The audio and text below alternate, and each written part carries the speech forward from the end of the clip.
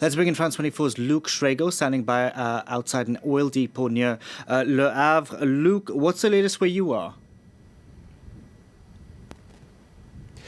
Well, the government on Tuesday morning did say that it would resort to as many staff requisitions as necessary to try and get stocks of petrol out of depots that are at a standstill. Now, I remind you, there are 3 of France's 7 refineries currently stopped, along with 5 of the Total Energies depots, with disruption continuing now for almost the 3-week mark, leaving almost a third on average of France's petrol stations seeing supply problems. Now, here with striking workers at Total, they're almost at a crossroads, as it were. They were speaking last week about widening the strikes to the further energy sector. We have seen some uptake there, with planned maintenance at several of France's nuclear reactors now slowed and delayed.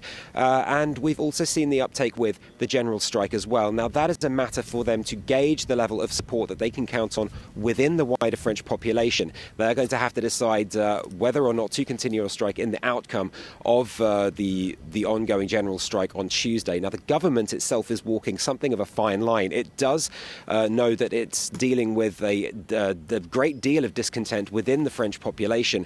It's seen protests in recent weeks. It's lost its majority in the parliament, and it needs to be seen to be acting in the face of the strikes that have slowed down the production of fuel and petrol, leaving the sort of chaos that we've seen over the last several weeks. And it also needs to address, on the other hand, the concerns of the workers in terms of their own demands. Now, it's said that the time for negotiations is over. It does want action, leaving the stage set for these further requisitions. However, that doesn't address the underlying problem. Even while there are enough stocks for at least 80 or even 90 days around France, though the refineries being halted means that they're not being replenished, leaving the question as to just how long things will go on and what will happen next. Luke, thank you very much for that. Luke Shrago reporting there from outside Le Havre.